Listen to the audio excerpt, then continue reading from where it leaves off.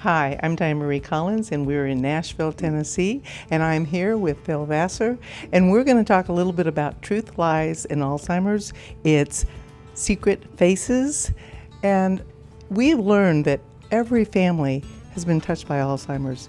And Phil, would you mind sharing a little bit of your story?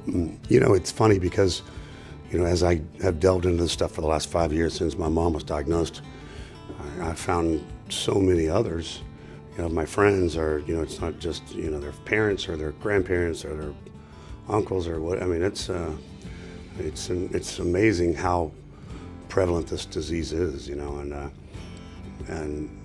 don't know why. It's like it just seems like to me in the last 10 or 20 years I've just heard more about it. Maybe it's just because that's where I am in my life, but well, and it's pretty crazy. In the book, you've added a chapter because COVID had an effect on your family and your mom's Alzheimer's, and that's it's just kind of all touching.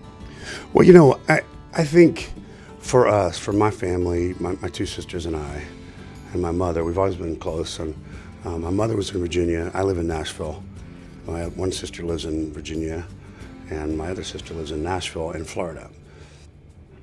So for us, it was, my mom was isolated. She was alone, and it's just everybody was scared to be. My mom is not scared of anything. No, she's fabulous. Yeah, she is Happy fabulous, spirit. and she is happy, and she's a beautiful, beautiful human being. I mean, you can't not love her, and but she is but she's not afraid, and she's not gonna, when everybody was like, "Don't be around your grandparents" or this or that, she was like, She's like, "That's not happening. I'm going to be around my family. I'd rather be dead than not be with my." I mean, which makes total sense. So I never could ever figure that out. I mean, I know, folks need to be careful about things, and especially around elderly folks, because it seems like to me that's about 90% of the population that perished during this whole deal. It seems like, I don't know what the exact numbers are, but I know they're very, very high.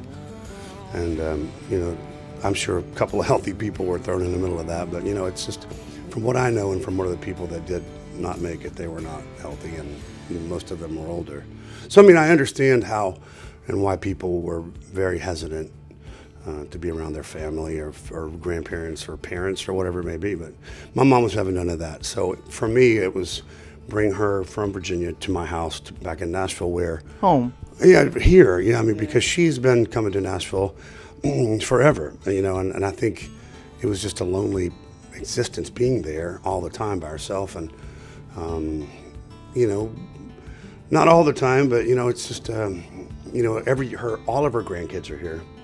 I'm That here. is so important. So for her, if she's like, I want to be around my grandkids, there's all 5 of them are in Nashville, and so she's been busy, and I think she needs to be busy.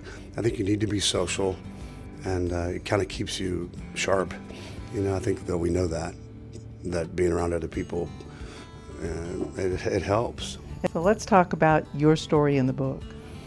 Well, I think it basically is a pretty brief synopsis of what happened. What we decided to do, bringing Mom from Virginia to Nashville and moving her in with us, and I think the book's really informative. I think you guys have done a great job. I love this. I love being a part of it. I appreciate you guys letting me do that and telling my mom's story and our story.